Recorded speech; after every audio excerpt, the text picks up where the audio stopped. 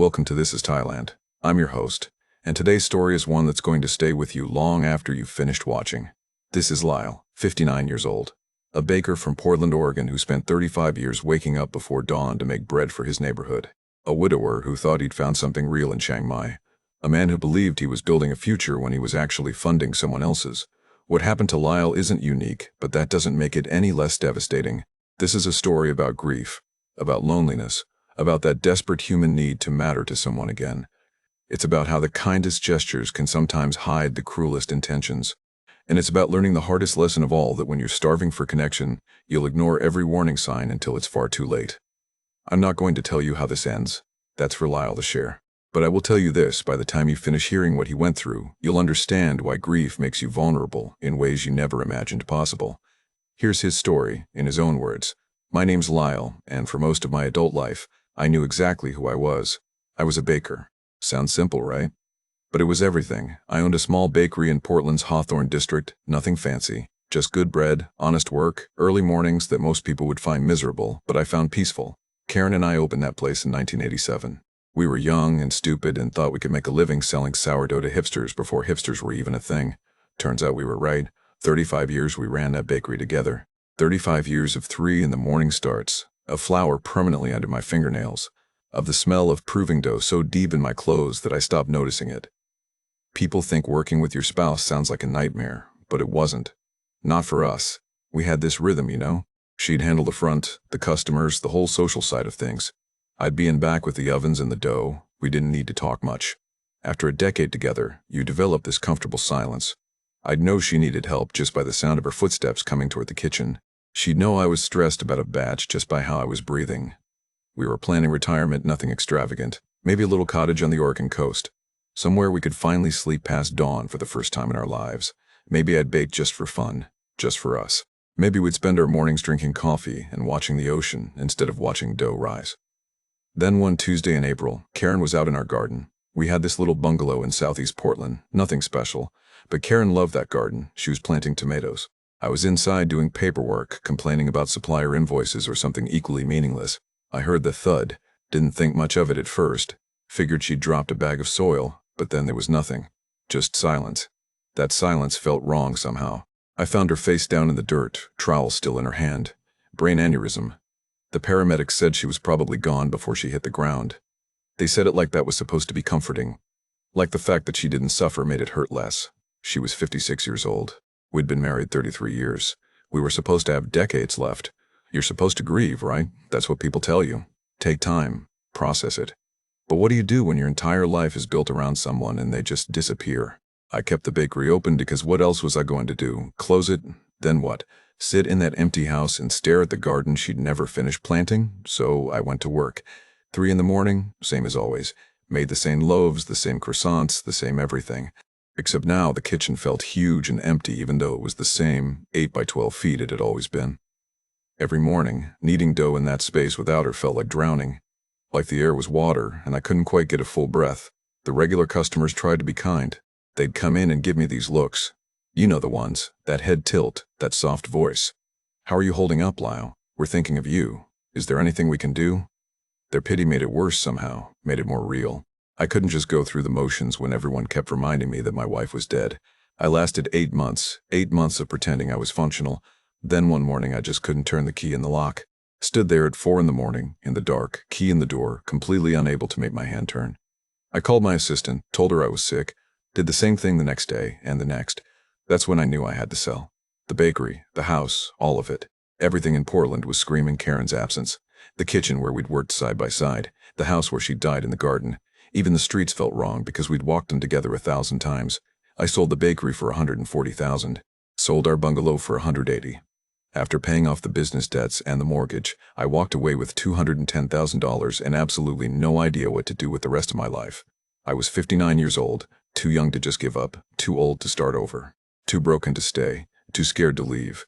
Then a regular customer, this guy Dave, who'd been buying my sourdough for years, mentioned Chiang Mai. Said he'd been there on vacation. Said it was beautiful, affordable, safe, full of expats, easy to navigate, and the massage culture there was supposed to be incredible. That last part got my attention. 35 years of hunching over workbenches had wrecked my back. I started watching YouTube videos. Chiang Mai looked peaceful. Mountain temples, night markets, people eating $2 bowls of noodles at street stalls. It looked like a place where you could be anonymous, where nobody would know you as the guy whose wife died, where nobody would give you those awful, pitying looks. I'd never been farther from Portland than Vancouver, British Columbia. Never had a passport until I applied for one that summer. Karen and I had always talked about traveling once we retired, but we kept putting it off. Always next year. Always after we saved a little more. Always tomorrow. Tomorrow never came for her. So I bought a one-way ticket to Thailand. Didn't tell many people. My sister thought I'd lost my mind. My friends from the bakery days were worried I was having some kind of breakdown. Maybe I was. But what was keeping me in Portland? What was I going to do? Rent an apartment and work at someone else's bakery? Spend the next 30 years trying to pretend I didn't feel like half a person? I packed 2 suitcases, left everything else. Gave away Karen's clothes, her gardening tools, all the kitchen stuff we'd accumulated over 3 decades. Kept one photo. That's it. Just one picture of us at the bakery's 10th anniversary, both of us covered in flour, laughing about something I can't even remember now. I flew out in late November. 15 hours to Tokyo, then another 6 to Bangkok, then a short hop up to Chiang Mai. I'd never been on a plane that long, never been anywhere that felt this foreign. The humidity hit me like a wall when I stepped off the plane. That thick, wet heat that makes your shirt stick to your back before you've even left the airport. I had no plan, no job waiting, no apartment lined up. Just $210,000 in a bank account, a chronic backache, and a desperate need to be somewhere that didn't remind me of everything I'd lost. I thought I was escaping grief. Turns out I was just making myself the perfect target for it. I landed in Chiang Mai late November. Perfect timing, turns out. The weather was beautiful. Cool mornings, warm afternoons, none of that crushing heat I'd heard about. That first taxi ride from the airport into the city, windows down, warm air rushing in that smelled like something I couldn't identify. Not bad, just different, foreign. Exactly what I needed. I'd found a studio apartment online before I left, place near Nijmegen, which I couldn't pronounce for weeks. $400 a month for a furnished studio with air conditioning and a little balcony. In Portland, you couldn't rent a closet for that. The building was nothing special, kind of worn around the edges, but clean enough. My neighbors were mostly other expats. Could hear Australian accents through the walls, some British guys down the hall. Those first couple weeks I just existed, walked around aimlessly. The old city with all the temples. Wat Chedi Luang, this massive ancient thing right in the middle of everything. I'd sit on the steps and watch monks in their orange robes going about their day. Nobody bothered me, nobody knew me, nobody looked at me with that awful pity. I ate street food because it was cheap and everywhere. $2 bowls of khao soi, this coconut curry noodle thing that became my regular lunch. There was a lady with a cart near my apartment who made pad krapao every afternoon. 40 baht, little over $1. I pointed what I wanted because I couldn't speak Thai and she couldn't speak English, but it worked fine. The night markets were overwhelming in the best way. Hundreds of stalls selling everything. The smell of grilled meat and incense and exhaust from all the motorbikes, music blaring, people everywhere. I could disappear into the crowd, just another older white guy wandering around. Nobody cared who I was or what I'd lost. That anonymity felt like relief, but my back was killing me. 35 years of hunching over workbenches, kneading dough, hauling 50-pound bags of flour. I'd ignored it in Portland because there was always too much to do. Now I had nothing but time and this constant ache between my shoulder blades. I was at a coffee shop one morning, one of those hipster places in Nijmegen that could have been in Portland except for the Thai writing on the menu. This Danish guy at the next table overheard me complaining about my back to the barista. He said I should try traditional Thai massage, said it's not like back home, not relaxation massage, it's therapeutic, deep tissue, they'll hurt you in a good way. He gave me the name of a place near Chiang Mai Gate, said it was legitimate, not one of those tourist traps with neon lights and girls standing outside trying to pull you in, just a proper massage shop run by licensed therapist. I was skeptical. You hear things about massage parlors in Thailand, right? But my back hurt enough that I figured what the hell, worth a try. The place was on a side street, easy to miss if you weren't looking for it. Small storefront, clean, no neon. Just a hand-painted sign in Thai and English. Inside was simple. Tile floors, a few massage mats separated by curtains, the smell of tiger balm and incense. An older woman at the front desk, probably the owner, gave me a form to fill out, medical history, problem areas, that kind of thing. That's where I met Nong. She came out from the back when the owner called for her. Late 30s, I'd guess, maybe 40, hard to tell. She wasn't what I expected. Not young and giggly like the stereotype. She had this calm, professional demeanor. Smile lines around her eyes. Hair pulled back in a simple ponytail. She was wearing the standard uniform, loose cotton pants and tunic, nothing provocative. She spoke broken English, asked where the pain was. I pointed to my shoulders, my lower back. She nodded, gestured for me to follow her to one of the mats. Changed into loose clothes they provided, lay face down, and she went to work. I'm not gonna lie. It hurt. She found every knot, every tight spot, and worked it out with her thumbs, her elbows, her knees. But it was that good kind of pain, where you can feel something releasing. By the end of the hour, I could breathe deeper than I had in months. When I went to pay 300 baht, like $9, she asked if the pressure was okay. I said it was perfect. She smiled and said I should come back, maybe 2 times per week for the chronic pain. I came back 2 days later. Asked for Nong specifically. Same routine. She remembered where the worst spots were, worked them systematically. Didn't try to upsell me on anything, no special massage, no extra services. Just professional, skilled work. Twice a week became 3 times. We started talking during the sessions.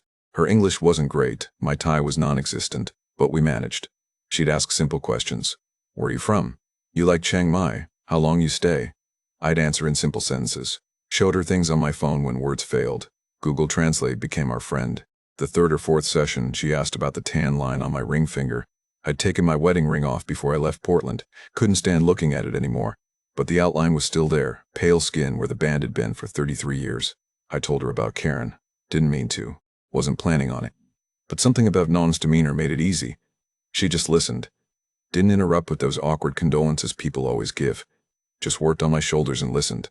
When I finished, she was quiet for a minute. Then she told me her husband left 5 years ago. Went to work in Bangkok, she said. Promised to send money back for her and their daughter. Never did, never came back.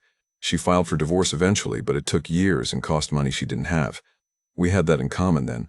Both abandoned by the people we'd built our lives around. Mine to death, hers to indifference. There was something comforting about that shared understanding. She got it, the loneliness, the disorientation of suddenly being alone after decades of partnership. After about 6 weeks, she invited me to her family's restaurant. Said her parents ran a small place in Songkamphong, about 30 minutes outside the city. She worked there on her days off from the massage shop.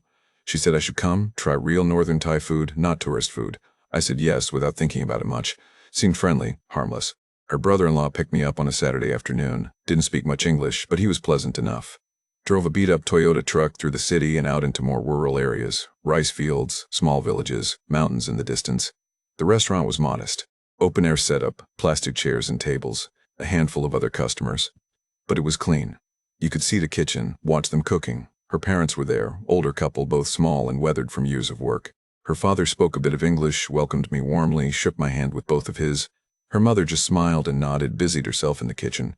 Her sister was there too, and her sister's husband, the guy who'd picked me up. And Ploy, Nong's daughter. 14 years old, shy, wouldn't make eye contact. They served me things I couldn't identify. Some tam, this spicy green papaya salad that made my eyes water. Larb moo, minced pork with herbs and toasted rice. Sticky rice in a woven basket, nam preek, some kind of chili dip that nearly killed me. Everyone laughed when I started sweating, brought me more sticky rice to cool it down. The whole afternoon felt wholesome. That's the word I keep coming back to. Wholesome. This wasn't Pattaya. Nong wasn't a bar girl. This was a family restaurant in a rural area. Family gathered around, genuine hospitality. Her father asked about my life, my bakery, seemed genuinely interested. Her mother kept serving me more food despite my protest. Nong translated, laughing at my attempts to communicate. For the first time since Karen died, I felt something other than empty. There was warmth here, a possibility of connection, of belonging somewhere. Looking back now, I can see how perfect that afternoon was designed to be. But I didn't see it then. I just saw kindness, a family welcoming a lonely stranger, a woman who listened without judgment, a glimpse of something that felt like it could be home. I left Sangkamphang that evening thinking maybe, just maybe, I could build something here. Not a replacement for what I'd lost, but something new, something that mattered. That's what grief does to you. Makes you so hungry for meaning that you'll find it anywhere someone shows you a little bit of warmth. After that first visit to Sangkamphang, things changed, not all at once. Gradual, natural feeling. That's how it gets you. Nong started spending more time with me outside the massage shop. We'd meet for coffee at those little cafes in Niman. She'd finish her shift at 2 or 3 in the afternoon, come meet me, and we'd just talk. About everything, about nothing. She wanted to know about baking, really wanted to know. Asked me about sourdough starters, about how you know when dough is properly proofed, about the difference between bread flour and all-purpose. I'd explain the chemistry of it, how gluten develops, how yeast works, the importance of temperature. She'd listen like it was the most fascinating thing she'd ever heard, would ask follow-up questions, remember details from previous conversations. It reminded me of those early days with Karen when we were first figuring out the bakery together. That feeling of building something with someone who actually cared about the details. She taught me to cook Thai food, invited me out to her parents' place on weekends. Her mother would set up a workstation in the outdoor kitchen, all the ingredients laid out. Nong would show me how to pound some tam in the mortar, how to get that balance of spicy and sour and salty, how to make lard with the toasted rice powder and fresh herbs. I'd butcher the Thai words and she'd laugh, correct my pronunciation gently. Her father would sit nearby, drinking Leo beer, watching us cook. He'd give a thumbs up when I'd finally get something right. Her mother would taste what we made, nod approvingly or shake her head and add more fish sauce, more lime, more chilies. It felt domestic, comfortable, like I was part of something again instead of just a lonely guy wandering around a foreign city. About 3 months in, on a Sunday afternoon at her parents' place, Nong pulled me aside. We were standing by the fish pond in their yard, watching the koi swim lazy circles. She was quiet for a while, then she said she needed to tell me something. She said she had feelings for me, real feelings, not just friendship. I'm not going to lie. I panicked a little. I was 59 years old. She was 38. I knew exactly how that looked. The old farang with the younger Thai woman. I'd seen 100 versions of it walking around Chiang Mai. Always made me uncomfortable.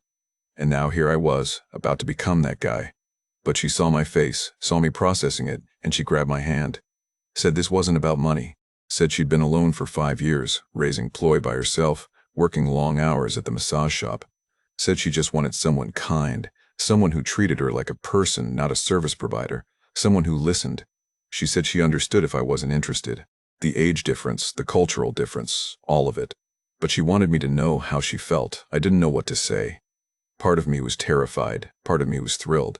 Here was this woman, smart and hardworking and gentle, saying she wanted to be with me. Not Karen, never going to be Karen, but someone who saw me, who wanted me around, who made me feel like maybe I could be whole again. We started seeing each other, properly I mean. Dating, though that word feels weird for people our age. The first time we slept together was awkward as hell. I hadn't been with anyone but Karen in 33 years. Nong was patient, tender. It wasn't transactional, wasn't mechanical like the horror stories you hear about Thailand. It felt real. Looking back, I can see how perfectly it was all calibrated. But I didn't see it then. I just felt grateful. About a month later, I suggested she quit the massage shop. Those hours were brutal. 6 days a week, 8 to 10 hours a day, hunched over clients. Her hands were always sore, her back was wrecked. I had enough money to support both of us comfortably. She could take some time, figure out what she wanted to do next, maybe help more at her parents' restaurant, whatever she wanted.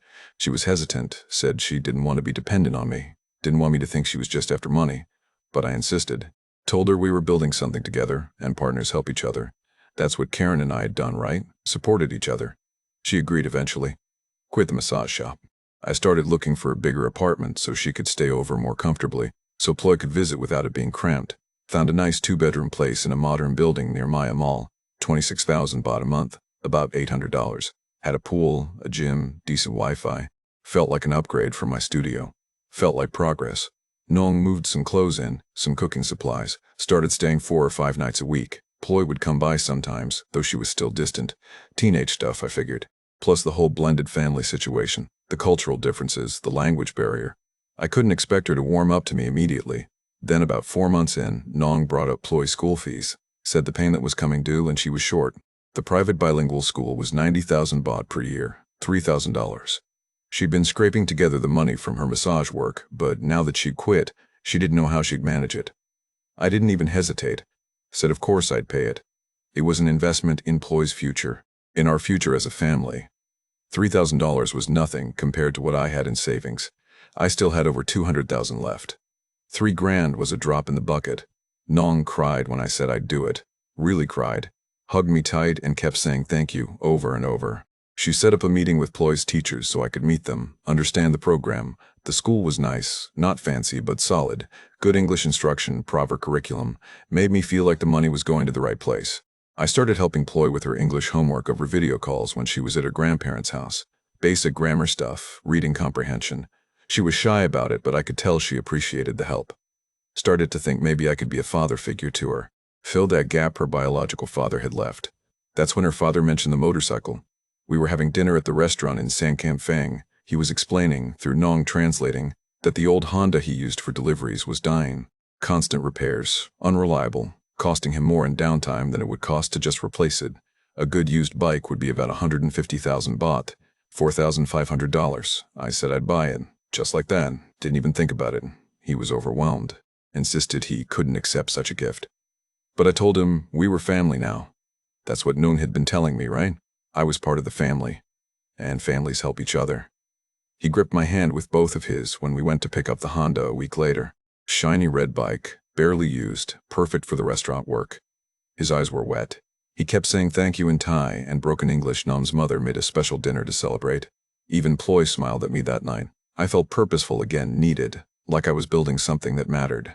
Not replacing what I had with Karen, but creating something new, something good. I had $195,000 in the bank. I'd spent about $15,000 so far. $7,000 on my living expenses, over 4 months. $3,000 for Ploy's school, $4,500 for the motorcycle, and some miscellaneous stuff. Still had a massive cushion. Still felt comfortable. I was helping people who'd welcome me into their lives. I was part of the family again. I had a partner who cared about me, who wanted to build a future together. That's what I told myself anyway. That's the story I needed to believe. Month 5, Nong started talking about dreams. We were out at her parents' restaurant on a Sunday afternoon. Business had been slow that day. Her father was complaining about it, how the tourists were all going to the fancy places in the old city, how hard it was to compete. Her mother looked tired, older than I'd noticed before. They'd been running that place for 20 years. The work was wearing them down. Nong translated their conversation for me, then added her own thoughts.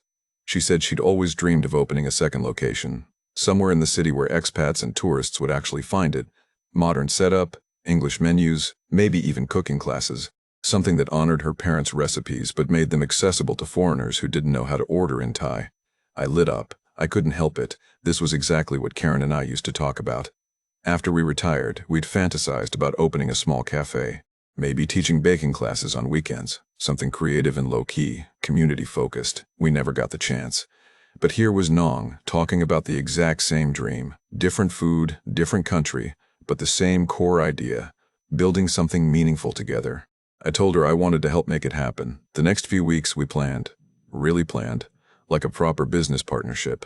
We'd walk around the old city in Niman, looking at potential locations, empty storefronts, calculating foot traffic, talking about rent costs. Nong would handle all the Thai side of things, the permits and supplier relationships and hiring. I'd contribute what I knew from 35 years running a bakery. Cost controls, menu pricing, inventory management, customer service. We'd sit at coffee shops with notebooks spread out doing projections.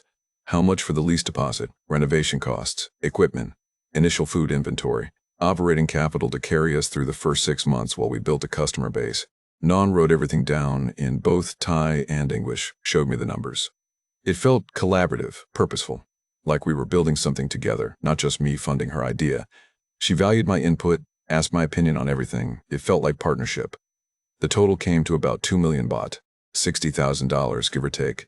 I had 195,000 left in savings after my living expenses and the money I'd already given. 60 grand seemed reasonable for a business investment. That's what it was, right? An investment, not a gift. We'd be co-owners, even if the paperwork had to be different. That's when Nong explained the problem. Thai law, she said, requires that businesses be majority Thai-owned unless you go through a complicated process with expensive lawyers and special permits. For a small restaurant, it wasn't worth it. The business would have to be in her name legally, 100% hers on paper. She was embarrassed explaining this, kept apologizing. Said she understood if I didn't trust that, if I wanted to back out. But then she said we should get married first. That way it wouldn't be her business and my money. It would be our business, our money, legally married, building a future together. Made sense to me. I mean, we were already talking about a future together. Marriage just formalized it, protected both of us. We went to the district office on a Thursday morning. No ceremony, no wedding, just paperwork. Filled out forms, paid fees, got a marriage certificate. The whole thing took maybe an hour. Her family threw a small celebration that weekend at their restaurant. Nothing fancy. Just family, some sticky rice, grilled chicken, several bottles of singha. Her father gave a speech in Thai that Nong translated. Welcomed me to the family officially, said I was a good man for taking care of his daughter and granddaughter. I felt proud. Felt like I'd done something right for once since Karen died. The following Monday, I went to Bangkok Bank and wired 1,500,000 baht to Nong's account, $45,000. Kept 500,000 baht back, about 15 grand, as a reserve fund. Seemed smart to not put everything in at once. Nong found a location within a week. Perfect spot near Thailand, right where tourists would walk past. 2-year lease, decent terms. She signed the contract, started renovations immediately. I helped with everything. Went furniture shopping at the wholesale markets outside the city. Picked out tables and chairs, dishes, glasses. We painted the walls together, this warm yellow color that felt welcoming. Designed the menu, translated everything to English, worked out pricing that would work for both locals and tourists. Those weeks were some of the happiest I'd had since Karen died. Waking up with purpose, having a project, building something with someone who seemed to value my contributions. Coming back to the apartment exhausted and covered in paint, Nong laughing at how I'd gotten it in my hair. But there were things that nagged at me, small things I noticed but told myself not to worry about. Nong's phone was always face down, always. On the table at restaurants, on the nightstand when she slept over, on the counter when she cooked. If it rang while we were together, she'd step outside to take the call. Said it was suppliers, contractors, her parents about restaurant business, nothing I needed to worry about. Her tone when she said this was casual, but something about it felt rehearsed. She started disappearing on weekends. Friday afternoon, she'd say she needed to go to Bangkok. Equipment vendors she had to meet in person, restaurant supply stores that were better there than in Chiang Mai. Made sense, I guess. Bangkok is the big city. But she'd be gone for 2 full days, come back Sunday night exhausted, not wanting to talk about it much. Ploy stopped coming around. Used to see her once or twice a week at least. Now it was weeks between visits. When Nong did bring her by, the girl was almost hostile. Wouldn't look at me. Gave one-word answers. Stayed in her room playing on her phone instead of joining us for dinner. I figured it was teenager stuff. Resentment about her mom having a boyfriend. Cultural weirdness about the age gap. Normal blended family complications. But then there was Nong's sister's husband. That guy had never been warm, but now he was ice cold. At family dinners, he wouldn't make eye contact. Would get up and leave if I tried to talk to him. Nong said he was just shy around foreigners. Uncomfortable with his English. But his English was fine. He just didn't want to talk to me. I told myself it was cultural. Thai families are more reserved. They don't show affection the way Americans do. I was overthinking it because of the language barrier. Because everything here was still foreign to me even after 5 months. That's what I told myself. The restaurant opened in early February. Monks came to bless it, which was apparently traditional. They chanted, walked through the space with blessed water, tied sacred thread around Nong's wrists and mine. Her whole family attended. Even her sister's husband showed up, though he stood in the back and left early. Initial business was decent, not great, but decent. Couple dozen customers a day. Mix of tourists and expats, a few Thai regulars. Nong said it takes time to build reputation. Word of mouth is everything in Chiang Mai. I believed her. I remembered the bakery's first year, how slow it was, how we barely broke even for months before things picked up. I was happier than I'd been in 2 years. Had a wife, had a business, had a purpose. Felt like I was building a life again instead of just wandering through the wreckage of the old one. Looking back now, I can see how perfectly it was all constructed. Every piece designed to make me feel essential, invested, committed, the timing of each request, the way she framed everything as our dream, our future, the small hesitations that made it seem like she wasn't just after money. But I didn't see it then. I just saw someone who wanted to build something with me, someone who made me feel like I mattered again. That's the thing about loneliness. It makes you so desperate to belong somewhere that you'll ignore every instinct telling you something's wrong. The restaurant opened the last week of February. Nong insisted we do it right, the traditional way. She hired monks to come bless the place before we opened the doors, 3 of them in orange robes, chanting in Pali while walking through the dining room with blessed water, sprinkling it on the walls, the kitchen equipment, the cash register. They tied sacred thread around our wrists, white cotton that you're supposed to keep on until it falls off naturally. Her whole family came. Even her sister's husband showed up, though he stood in the back corner the entire time and left before the food was served. Nong's father gave a speech in Thai that made her mother cry. Nong translated the important parts. He said he was proud of his daughter, grateful to me for believing in her dream, hopeful this would be the start of something good for the whole family. I felt proud standing there, like I'd done something meaningful, built something that would last. The first month, business was decent, not great, but decent. 20-30 customers a day. Mix of tourists who wandered in from expats who'd heard about us, a few Thai regulars who appreciated that we weren't trying to water down the flavors for foreign palates. Revenue was lower than we'd projected, but I remembered the bakery's first year. How slow it had been. How we'd barely broken even for the first 6 months before word of mouth really kicked in. Nong said the same thing. Give it time. Build reputation. In Chiang Mai, she said, everything is about word of mouth. People have to trust you first. Made sense to me. But then the requests started coming. Small things at first. She needed 60,000 baht for unexpected health department requirements, about $2,000. Something about upgraded ventilation in the kitchen, permits we hadn't known we needed. Showed me official-looking paperwork with government stamps. I transferred the money. Then it was 50,000 baht for better coffee equipment. 1,500 bucks. Said customers were complaining about the quality, that we needed a proper espresso machine if we wanted to attract the expat breakfast crowd. Seemed reasonable. Good coffee can make or break a cafe. Then Ploy's school had a trip to Singapore. Educational, important for her development.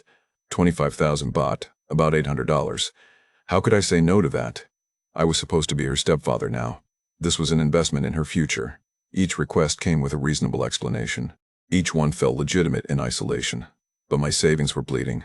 I'd started with 210,000, spent about 15 grand on living expenses over the first 7 months. Another 7.5 on Ploy's school and the motorcycle. 45 grand on the restaurant. Now another 4,000 on these extras. I was down to about $132,000, still comfortable, still safe. But the trajectory was wrong. I should have been spending maybe 1,500 a month on living expenses. Instead, money was disappearing at a rate I couldn't quite track. I started checking my bank account more often. Did the math over and over, told myself it was normal business turbulence. Growing pains. The restaurant would turn profitable soon, and this would all balance out. Then I got the email from Ploy's school. It came on a Tuesday afternoon. I was at the restaurant, helping prep vegetables for the lunch rush. My phone pinged. Email from Chiang Mai International School. Subject line, payment confirmation needed. They said there'd been a mix-up with the tuition payments. Could I confirm which program Ploy was enrolled in and verify the amount? They listed 2 options. The standard bilingual program at 90,000 baht per year, the international program at 360,000 baht. 360,000 baht. $12,000. Not 3,000 like Nong had told me. I stared at that email for a long time, sitting on a plastic stool in the back of the restaurant kitchen, smell of fish sauce and lemongrass in the air, trying to make the numbers make sense. There had to be a mistake. Maybe Ploy had been on scholarship. Maybe Nong had paid part of it already. Maybe there were different fee structures I didn't understand.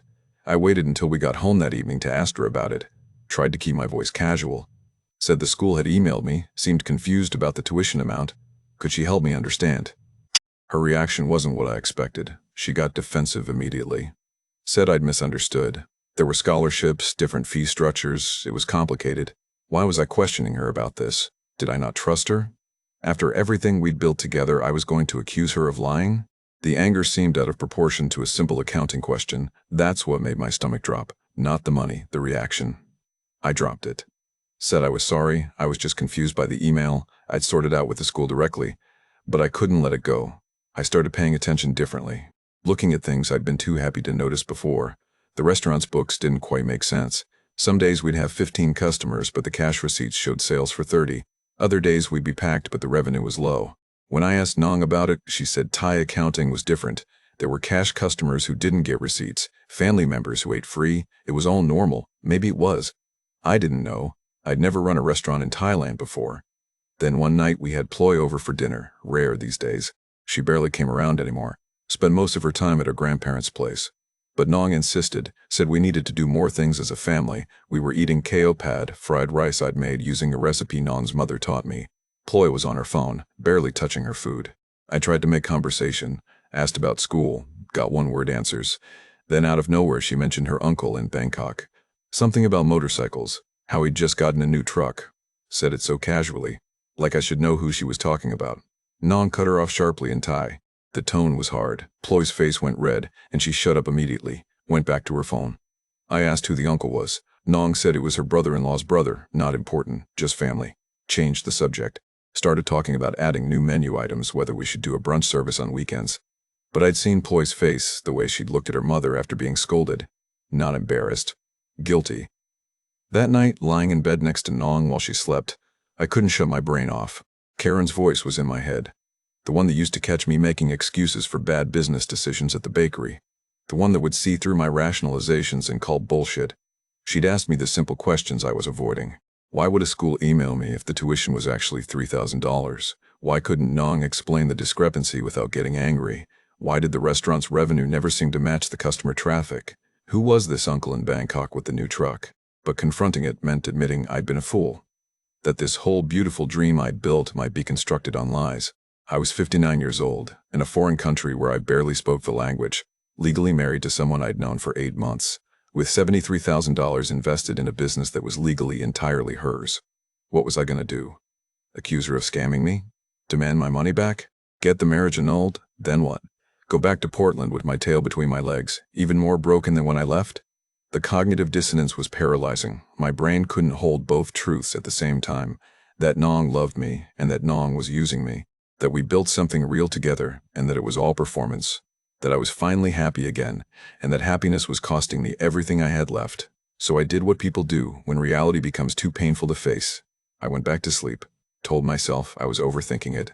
Cultural differences, language barriers, normal business complications. Everything would make sense eventually. That's what I told myself. But Karen's voice wouldn't shut up. I couldn't let it go. The school tuition thing ate at me for 3 days. Finally, I called the school directly. Told them I was Chloe's stepfather. Needed to clarify the payment structure. The woman in the office was pleasant, professional, walked me through it. The international program had always been 360,000 baht per year. $12,000. No scholarship, no discount. Just the standard rate. I'd been paying $90,000 for 2 years, which meant Nong had pocketed 270,000 baht, $18,000. I sat in the apartment after that call, staring at the wall. The ceiling fan turned lazy circles above me. Motorbikes revved outside. Someone was cooking pad krap house somewhere nearby, the smell of basil and chilies drifting through the open window. That evening when Nong came home from the restaurant, I asked her about it. Tried to keep my voice calm. Said I'd called the school to sort out the payment confusion. Said they'd told me the actual tuition amount. Asked her to explain. She broke down crying. I mean really crying, not the tears she'd had when I first paid for Ploy's school. This was different. Panicked. She said she'd been ashamed to ask me for more money. Said the extra went to family emergencies, her mother's medical bills, things she didn't want to burden me with. Said she knew it was wrong, but she didn't know what else to do. She begged me to forgive her. Said she loved me, this was a mistake, she'd pay me back. I wanted to believe her. God, I wanted to believe her. But something had shifted. Trust, once it cracks, it floods everything with doubt. Every conversation we'd ever had suddenly felt suspect. Every tender moment might have been calculation. I told her I needed time to think about it. She stayed at her parents' place that night. Over the next week, I started investigating, not confronting her. Just looking, really looking at things I'd been too happy to question before. The restaurant's books first. I'd been reviewing them weekly, but always accepting Nong's explanations. Now I went deeper, matched daily sales against customer counts, checked supplier invoices against actual deliveries, compared our revenue to similar restaurants' online reviews and traffic. The numbers didn't make sense. We were reporting lower revenue than we should have had based on foot traffic. Money was going somewhere that wasn't documented. Then I looked at our joint bank account, the one we'd set up when we got married. I'd been depositing money there, she'd been using it for restaurant expenses and household costs. But there were regular transfers I hadn't noticed before. To a Pisum Chai in Bangkok, 15 to 25,000 baht every month. $500 to $800, 7 months of transfers. About 23,000 total. When I asked Nong about it, she said it was her cousin. Family support. Normal Thai obligation to help relatives who were struggling. Her tone was defensive, but I couldn't tell if it was because I was questioning her or because she was lying. I wanted to believe the cousin story. Thai families do support each other. I knew that, but the defensiveness felt different now, trapped rather than offended. Then that Danish guy from the coffee shop, Eric, mentioned something casual. Said he'd been in Bangkok a couple months back, down near Chiang Mai. Saw Nong there with some Thai guy. Didn't think much of it at the time. Figured it was business or family. But the way he said it, there was a question in his voice, like he was testing whether I knew. I asked him what he meant. He got uncomfortable. Said they looked affectionate, not businesslike. Said he might have been wrong, might have been someone who looked like her. But it wasn't someone who looked like her. My stomach dropped. I went home and Googled private investigators in Chiang Mai. Turns out there's a whole industry for this. Agencies that specialize in checking if your Thai girlfriend or wife is scamming you. Services for exactly this scenario. Felt pathetic even looking at the websites. But I hired one. Cost me 25,000 baht, about $800. Said they could have preliminary results in 3 days. Those 3 days were hell. Nong could tell something was wrong. Kept asking if I was okay, if I was still angry about the school money. I said I was fine, just stressed about the restaurant's slow business. She bought it, or pretended to. The investigator's report came via email, PDF attachment. I opened it sitting at a cafe in Nimon. Couldn't stand to be in the apartment. Read it 3 times, trying to make it say something different than what it said. Somchai was Nong's boyfriend, had been for 4 years. He owned a motorcycle repair shop in Bangkok, out in the Chiang Mai area.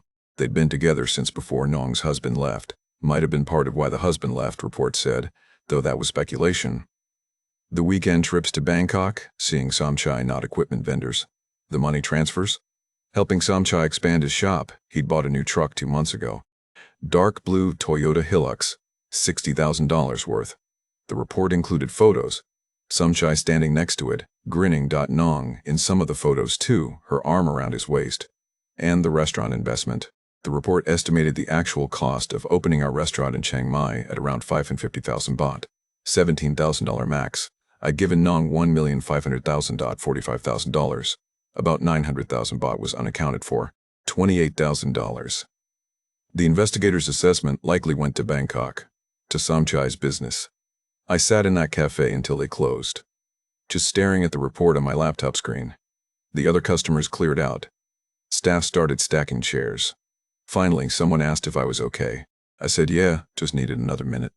I went home around midnight. Nong was there, watching Thai TV, eating some tam from a takeout container. She smiled when I came in, asked if I wanted some, said her mother had made it, dropped it off earlier. I put the laptop on the coffee table, turned it so she could see the screen. The investigator's report still open. Her face changed instantly, not surprised, not confused, just resigned. I asked her if it was true. She didn't answer for a long time. Then she just nodded. I asked her how long she'd been planning this. She said she hadn't been planning anything, said life is complicated. Thai people take care of family, for wrong don't understand. Somchai needed help and I had money and she cared about both of us. She said it like it was reasonable, like I was being unreasonable for being upset. I asked if any of it had been real, the cooking lessons, the family dinners, the planning for the restaurant, the marriage. She stood up, started putting her things in a bag, phone charger, some clothes from the bedroom. Didn't answer my question. I'll never forget what she said before she left. Her exact words. She said, Thai people take care of family. Somchai is family. You have money, he need help, I help him. This is normal. You cannot understand because you are far ranked out. No apology, no shame. Just matter of fact, transactional. She called ploy from the hallway. The girl had been in the bedroom the whole time, must have heard everything. They left together. Nong didn't ask for anything, didn't try to negotiate. The restaurant was in her name. The marriage was legal. Everything I put in was hers by law anyway. I sat in the empty apartment until dawn. All the furniture we picked out together still there. The kitchen equipment I'd bought so she could cook northern Thai food. The photos on the wall from the restaurant opening, monks blessing our business, her whole family smiling. $73,000. That's what the math came to when I finally did it all. 18,000 pocketed from the school fees, 4.5 for her father's motorcycle, 28,000 diverted from the restaurant investment to fund her boyfriend's shop in Bangkok, plus all the smaller requests, the health department fees, the coffee equipment, ploy school trip, the monthly transfers, and the 2,500 in extra living expenses from upgrading the apartment, $73,000 out of the 210 I'd brought to Thailand. 8 months of my life. And the thing I couldn't get back, the self-respect that came from being someone who saw through bullshit. I'd spent 35 years running a business. I dealt with suppliers who tried to cheat me, customers who tried to skip bills, employees who lied about hours. I could smell a scam from a mile away. But put me in a foreign country, grieving and lonely and desperate to matter to someone, and I became the easiest mark in the world.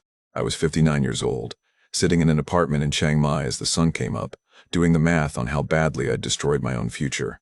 Not because I'd been tricked, because I'd been so desperate not to feel empty anymore that I'd convinced myself to ignore every single warning sign. I spent 2 weeks barely leaving the apartment, just sitting there surrounded by all the stuff we'd picked out together, the yellow walls we'd painted, the wooden dining table from the wholesale market, the framed photos from the restaurant opening, monks with their blessed water, her whole family smiling. I thought about going to the police, spent hours imagining that conversation. What would I even report? My legal wife used our shared money for her family. The restaurant was in her name because Thai law required it. I'd transferred the money voluntarily, married her voluntarily. There was no fraud here. Not technically. I found a lawyer anyway. Foreign specialist. Dealt with this kind of thing all the time apparently. He confirmed what I already knew. I had no legal recourse. Married a Thai national, invested in her business, everything was hers by law. He said Thailand's marriage and property laws weren't designed to protect foreign men from their own romantic delusions. Didn't say it quite that bluntly, but that was the message. The math was simple and brutal. I had $137,000 left. I was 59 years old with no income. If I lived to 85, that was 26 years. $3,700 per year. $300 a month to live on. Social Security wouldn't kick in until 62 at the earliest, and even then it'd be reduced because I was taking it early, maybe $1,200 a month. So call it $1,500 total to live on. I couldn't afford to stay in Thailand, not in the nice apartment at 26,000 baht a month. Not eating Western food and taking taxis and living like I had a cushion. That whole lifestyle was predicated on still having the $73,000 I'd just pissed away. I booked a flight back to Portland. The return was humiliating in ways I hadn't anticipated. My sister picked me up from the airport. Didn't ask many questions. Just let me crash in her basement. She'd known I'd met someone, gotten married quickly. Now I was back 10 months later, divorced, broke, no plan. Her husband was nicer about it than he had to be, but I could see the judgment. The "I told you so" that he was polite enough not to say out loud. I had to find work. At 59, with no bakery and a resume that said I'd spent the last 35 years doing one thing I couldn't do anymore. New Seasons Market was hiring, part-time. $18 an hour. The kind of place that used to buy my sourdough wholesale back when I was someone who made things. Now I was stocking shelves in the produce section, running register during rush hours, wearing a name tag, taking orders from a shift supervisor half my age. I found a studio apartment in Gresham, 36,000 baht a month, $1,100, about a third of what I'd have coming in between the job and my savings drawdown. Watched the bank account bleed out every month. Did the math over and over on when to start Social Security, 62 versus full retirement age. How much I'd lose by starting early versus how much longer my savings would last. The worst part wasn't the money. It was the self-knowledge. I wasn't special. That's the thing I had to accept. I wasn't building a partnership.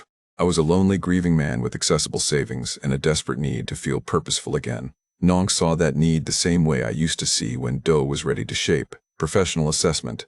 She monetized it with precision. The kindness I mistook for connection was professional competence. Every tender moment, every shared dream, every family dinner, all of it was labor. Labor she performed in exchange for incremental access to my bank account. The cooking lessons weren't bonding. They were investment, making me feel valued so I keep the money flowing. And I let it happen. Not because I was stupid, but because I needed it to be real so badly that I ignored every warning sign. The phone behavior. The mysterious weekends. Ploy's hostility. The brother-in-law's coldness. The math that didn't add up. I told myself stories, cultural differences, language barriers. Thai families are just reserved. I was overthinking it, but I wasn't overthinking it. I was desperately, deliberately underthinking it, because facing the truth meant admitting I destroyed my own future for a fantasy. Here's what I learned. Grief makes you hungry for connection in ways that override every self-protective instinct you've spent a lifetime developing. When you're starving for meaning after loss, kindness feels identical whether it's real or performed. You can't tell the difference. Your judgment gets compromised not because someone's smarter than you, but because your need is so overwhelming that you become complicit in your own exploitation. I had flour under my fingernails for 35 years, built something real with Karen, thought I could do it again. Build something meaningful in a foreign country with someone I barely knew, someone whose language I couldn't speak, someone whose life I couldn't verify. But you can't need a partnership out of loneliness and money. The ingredients are wrong. The process is wrong. You just end up with expensive regret. I'm 60 now. Work part-time at a grocery store. Live in a studio apartment in Gresham. Watch my savings account get smaller every month. Do the math on how long I can sustain this before I'm completely broke. Sometimes I wonder what Nong's doing. If the restaurant's still open. If she's still with Somchai. If she ever thinks about me at all, or if I was just another transaction in a long series of transactions. Mostly I just try not to think about Thailand. About the version of myself who was happy there for a few months, who felt purposeful and needed and alive again. That version of me cost $73,000, and he was never real to begin with. Lyle's story is one we've heard in different forms dozens of times here on This Is Thailand. The names change, the cities change. Sometimes it's a bar girl in Pattaya, sometimes a massage therapist in Chiang Mai, sometimes a university student in Bangkok, sometimes it's a restaurant, sometimes it's a house, sometimes it's just monthly payments that never stop. But the architecture is always the same. A vulnerable man seeking connection in a place where affection is a marketable skill, where loneliness meets professional competence, where grief makes you the perfect mark, not because you're stupid, but because you're human and you desperately want to stop hurting. If you're watching this and you see yourself in Lyle, I want you to pause right now. Really pause. Talk to people who've been in Thailand longer than you have. Get independent legal advice before you transfer money, before you invest in businesses, before you put anything in someone else's name. Understand that Thai family obligations are real, and they can be bottomless. What starts as school fees can become medical bills, can become a new house for the parents, can become supporting cousins you've never met. Most importantly, understand that grief and loneliness make you vulnerable in ways you can't see from the inside. It's not about being smart or experienced or savvy. Lila ran a business for 35 years. He knew how to spot a scam, but put him in a foreign country, grieving and alone, and he couldn't see what was right in front of him. Because he needed not to see it. That's not weakness, that's human. But it's expensive. This is Thailand, where paradise has a price tag, and sometimes you don't see the bill until it's too late. I'm your host, and I'll see you in the next story. Stay safe out there.